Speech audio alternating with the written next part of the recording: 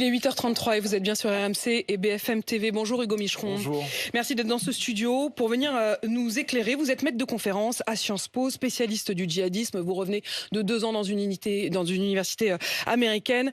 Vous êtes aujourd'hui l'un des regards probablement les plus précis, solides, parce que vous avez étudié la question, pas seulement en France, mais aussi dans toute l'Europe, sur la question du djihadisme. Vous publiez La colère et l'oubli, c'est chez Gallimard, les démocraties face au djihadisme européen. Le plus dangereux, dites-vous, c'est l'oubli. Et nous y sommes dans cette période d'oubli. On veut croire peut-être que le terrorisme, c'est fini, on n'a pas trop le temps d'y penser, on a d'autres chats à fouetter. Et puis tant que ça tient, on se rassure. Il y a pourtant des signaux, vous allez nous le dire dans un instant, qui montre un djihadisme qui reste actif, mais avec d'autres outils que l'attentat. L'attentat, vous le dites, ce n'est que la fin du film. Ouais. Vous nous appelez à nous réveiller. Est-ce qu'il faut donc comprendre, Hugo Micheron, que le terrorisme islamiste et le djihadisme ne sont pas derrière nous ? Oui, en fait, ce qu'il faut déjà distinguer, c'est précisément ça, c'est-à-dire le terrorisme d'un côté et le djihadisme de l'autre. Le terrorisme, c'est un moyen qu'utilisent les djihadistes à une fin précise, qui est de terroriser les sociétés ou les régimes qu'ils déclarent comme ennemis. Mais c'est pas le seul moyen qu'ils utilisent. Et il y a un djihadisme en dehors des attentats. Et c'est ça qu'on a tendance à oublier. Et si en fait on considère que le djihadisme, ce n'est que du terrorisme, et ben en fait, quand la menace terroriste diminue, on pense que le djihadisme est en train de disparaître. Or, c'est pas du tout ce qui se passe. Le djihadisme prend d'autres formes.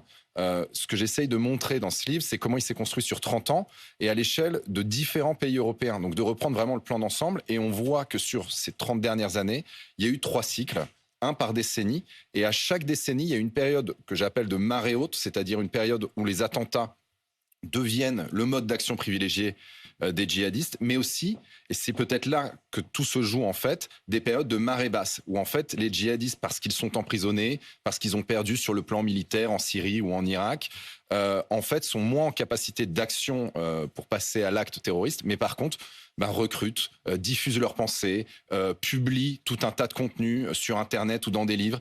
Et ça, c'est à ça, à mon sens, qu'il faut s'intéresser. Sinon, on s'expose en fait à un rebond. On est dans une forme de déni. Et pourtant, et on va le voir, y compris dans l'actualité la plus récente, il y a des signaux qu'il faut prendre au sérieux.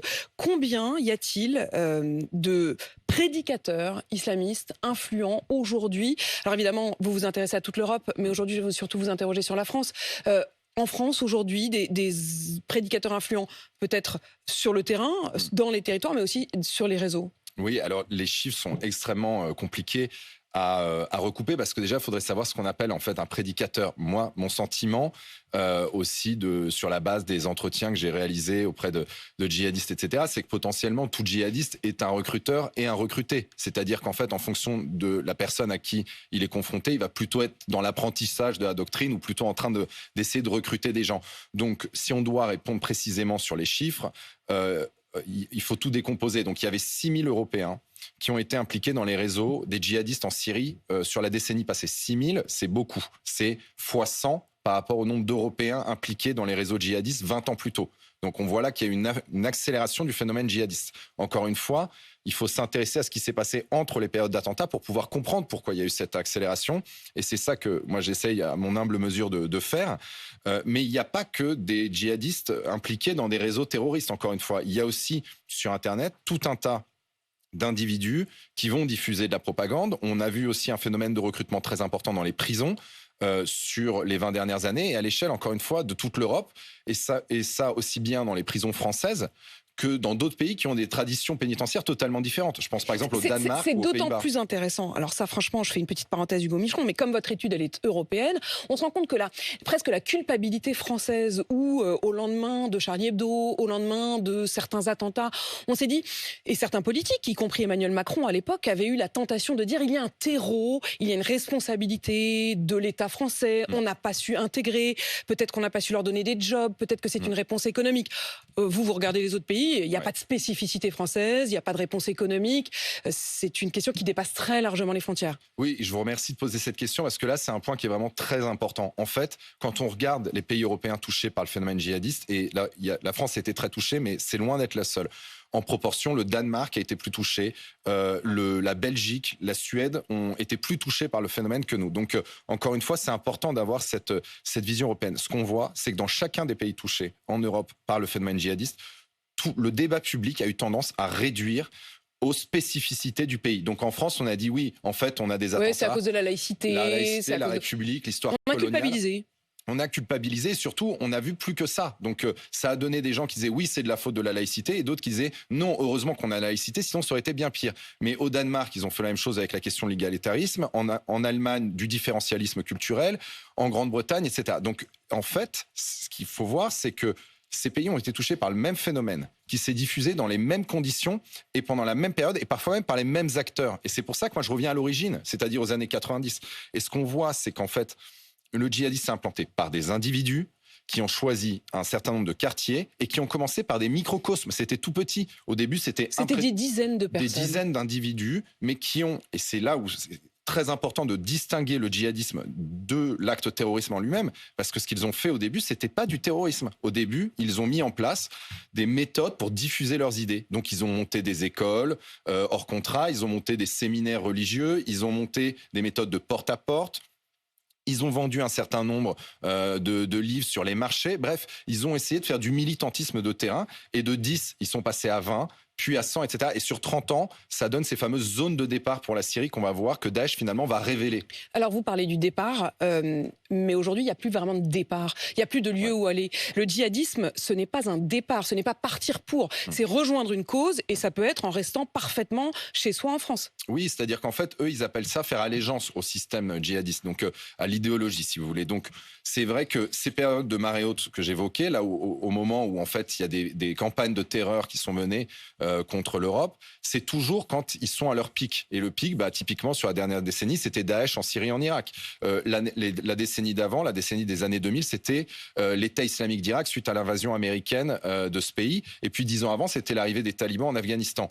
Mais quand ils perdent ces bases arrières-là, les djihadistes disparaissent pas forcément pour autant. Si vous voulez, vous pouvez détruire Daesh ou Al-Qaïda autant que vous voulez, vous ne détruisez pas forcément l'idéologie. Et c'est pour ça qu'il faut s'intéresser à ça. Comment l'idéologie est diffusée. Alors, il faut s'y intéresser, ça c'est ce que vous faites. Ouais. Et il faut ensuite utiliser les bonnes armes. Est-ce qu'on a les armes une fois que plus personne ne pourra dire qu'on ne sait pas, parce que votre livre il a été publié, parce que votre enquête elle a été menée, parce que désormais on sait.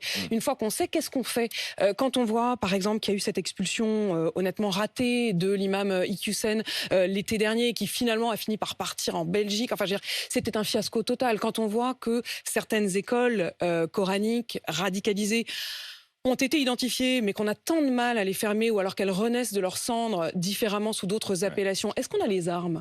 Oui, en fait, on a les armes. C'est très important de comprendre qu'on a les armes, mais à condition de s'y intéresser. Est-ce qu'on les utilise alors, peut-être ? C'est ça la question. En fait, il faut ni sous-estimer le djihadisme, ni sous-estimer la capacité des démocraties à répondre. Si on regarde les premiers djihadistes dans les années 90, quand ils s'implantent par exemple à Londres ou à Bruxelles, à Molenbeek, etc., ils méprisent totalement la démocratie. Ils sont persuadés qu'ils vont réussir à la subvertir de l'intérieur. La réalité, c'est qu'après le 11 septembre, la plupart d'entre eux terminent en prison. Et donc, il y a eu une forte réaction. Mais le problème, c'est qu'il a fallu attendre des attentats. Or, je considère, et je ne pense pas être le seul en France, qu'on ne peut pas forcément s'exposer ou attendre... N'attendons pas le drame, voilà. N'attendons pas la prochaine marée haute. Et donc, la nécessité, c'est de s'y intéresser maintenant, en dehors des attentats. Et pour ça, il y a plein d'outils qui existent dans le cadre de l'état de droit, et ça, c'est très important de le souligner. C'est dans le cadre de l'état de droit que la réponse va être formulée, mais il faut aussi comprendre que la menace n'est pas que sécuritaire, elle est aussi politique et sociétale. C'est pour ça que si on ne s'intéresse qu'à la question du terrorisme, en fait, on rate tout cet amont. Et l'amont, il est politique. Mais cet amont, on a le sentiment qu'à chaque fois qu'on le pointe du doigt, la réponse n'est que polémique. Ouais. La réponse, c'est...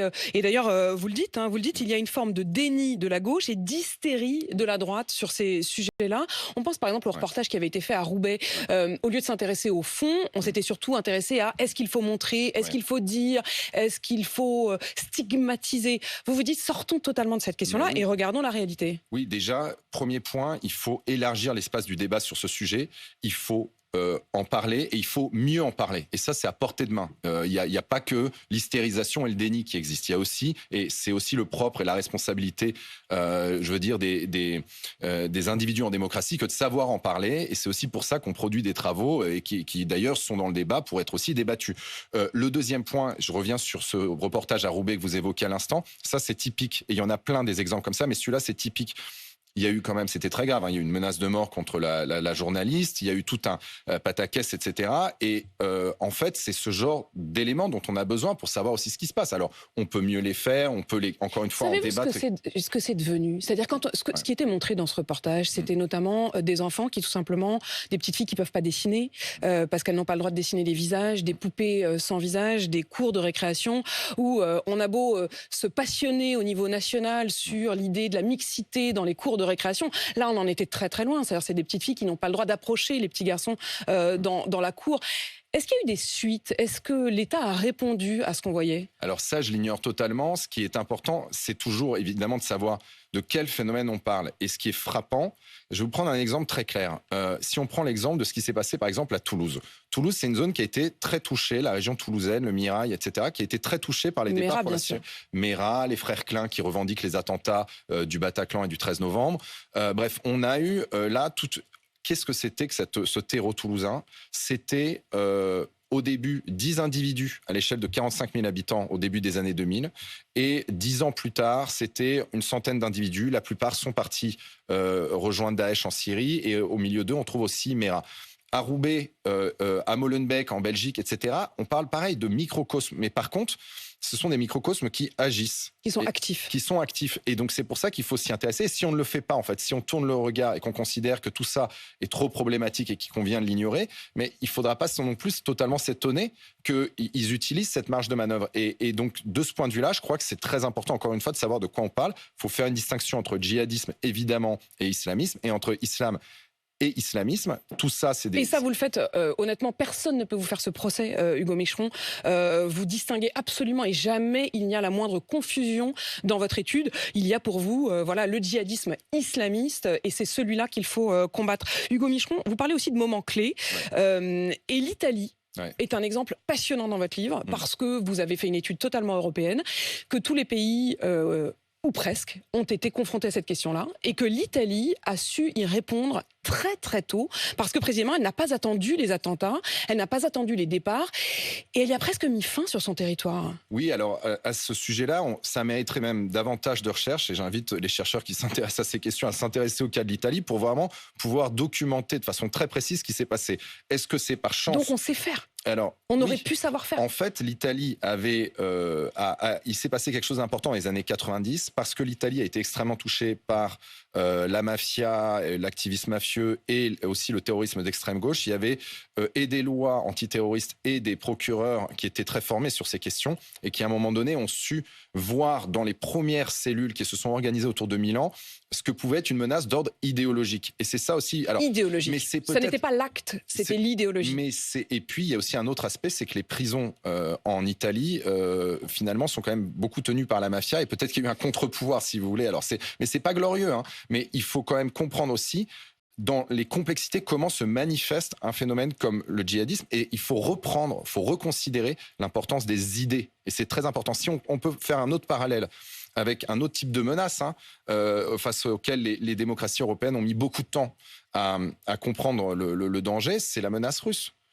Il a fallu attendre l'invasion de l'Ukraine en 2022 pour en fait reprendre 20 ans de discours de Vladimir Poutine et de tout un tas d'officiels russes sur ce qu'ils considéraient être la faiblesse des démocraties européennes, des ennemis qu'ils désignaient comme... La décadence des sociétés européennes, c'est le même vocabulaire. Hein. Oui, la corruption morale, etc. Et de la même façon, les djihadistes, contrairement à ce qu'on croit, se cachent assez rarement. Hein. Vous reprenez les premiers prédicateurs dans les années 90, ils sont extrêmement explicites sur ce qu'ils pensent de la démocratie, sur ce qu'ils pensent des musulmans qui s'intègrent et qu'il faut absolument empêcher de s'intégrer. Enfin, ils ont des discours très clairs. d'ailleurs, leur principal ennemi, c'est les musulmans intégrés. C'est l'altérité. C'est tout ce qui n'est pas eux. Et donc, en fait, si on comprend... Ce qui est terrible, hein, quand on vous écoute, c'est que ce que vous nous dites avec le parallèle avec l'Ukraine et la Russie, c'est qu'au fond, vous nous dites si on ne se réveille pas tout de suite, on peut arriver au même genre de catastrophe et à des guerres aussi immenses, totales, que ce qui arrive en ce moment. Hein. Alors, c'est très dur de prédire, évidemment, l'avenir. Il ne s'agit pas de le faire. Mais c'est vrai que si on regarde les dynamiques sur les 30 dernières années et qu'on ne s'en préoccupe pas, les mêmes causes risquent de produire les mêmes effets. Donc, c'est pour ça qu'il ne faut pas attendre les conditions du réveil. Il faut aussi avoir cette maturité politique pour se saisir de ces enjeux et considérer sans hystérie mais sans déni que là c'est de l'ordre du politique et donc du débat public. Vous dites l'important c'est aussi les idées et de pouvoir débattre. Il y a eu évidemment, vous l'avez vu, ce qui s'est passé avec la Sorbonne, cette chercheuse Florence Bergo-Blaclair, qui est chercheuse au CNRS, qui a publié un livre sur les frères musulmans et sur leur entrisme dans la société française. Elle devait tenir une conférence demain soir à la Sorbonne et ça a été suspendu. Je voudrais qu'on l'écoute. Ce qui se passe derrière cette affaire, c'est à la fois de la cancel culture, à la fois la mobilisation de l'extrême gauche et la volonté de taire le problème de l'islamisme, qui est un problème très ancien. Maintenant, ça fait quand même 30 ans que je l'étudie et qui a pris des proportions absolument dramatiques. Je ne confonds pas l'islamisme et l'islam. L'islamisme, c'est d'abord les musulmans qui en subissent la pression et ensuite ça s'étend, et c'est ce que j'ai montré dans ce livre, à toute la société, à notre espace mental. Vous dites le plus dangereux, c'est l'oubli. Là, c'est même le silence. Oui, alors je laisse la teneur politique des propos de Florence. Elle a sa propre opinion de ce qui s'est passé. Ce qui est sûr, c'est qu'on parle quand même de quelqu'un qui est menacé de mort. Ça, je veux dire, sur le principe, je pense qu'on peut tous s'accorder pour dire que c'est inadmissible qu'un chercheur, une chercheure au CNRS soit menacé de mort dans l'exercice de ses fonctions. Ça me semble hallucinant. Et surtout en 2023, après Samuel Paty, etc. Et ça encore, il ne faut pas faire preuve de faiblesse. Ce n'est pas normal, en fait. C'est le premier point. Le deuxième point, c'est cette annulation. Alors depuis, si je retrouve une date, ça serait en juin. Ça a été reprogrammé, c'est aussi important de le dire, mais le problème, c'est qu'on est dû passer par cet événement. Est-ce que c'est du relativisme ? Est-ce que c'est finalement ne pas comprendre quels sont les enjeux ? Sur le fond, on va dire que le mal est réparé. Sur le symbole, c'est quand même très fâcheux. Il y a une forme de lâcheté aujourd'hui ? Ou de déni? Écoutez, c'est vraiment très dur. Ou de refus? Sincèrement, oui, le déni, c'est sûr que ça existe, et de même que l'hystérisation. Moi, tout ce que je pense, c'est qu'on doit créer un espace central où on puisse parler de ces enjeux sereinement, sans compromis avec les faits, mais sans non plus basculer forcément dans la politisation à outrance. Mais pour autant... il faut pas non plus, il faut voir aussi que ce sont des enjeux qui sont complexes. Je sais pas en l'état ce qui s'est passé au niveau de la Sorbonne, etc. Mais tout le monde n'a pas la même approche, tout le monde n'a pas la bonne approche spontanément, parce que tout le monde ne connaît pas forcément le phénomène. Et donc la prudence parfois amène à prendre des mauvaises décisions. Ça arrive, tout ce qu'il faut, c'est apprendre de ça et produire au fur et à mesure. Il y a deux points encore que je voudrais voir avec vous, Hugo Micheron. Il y a la question de la suite et notamment de ceux qui vont sortir de prison. Vous alertez là-dessus. Et puis il y a la question du rôle des femmes sur les sorties de prison et même sur la question de ceux qui se disent repentis. Il y a ce Français franco-turc qui s'est présenté au consulat en Turquie il y a quelques jours. Il avait fait le djihad, il a quitté la France, Nice en l'occurrence, à l'âge de 17 ans. Il avait revendiqué ensuite avoir même tué au nom d'Allah. Aujourd'hui, il se présente au consulat en Turquie. Il dit « je veux rentrer en France ». Quel regard vous portez là-dessus ? Alors, j'ai pas d'avis sur le cas particulier. Ce que je peux dire, c'est que ça fait partie en fait, exactement de ce que j'évoque, c'est-à-dire ce qui se passe à marée basse.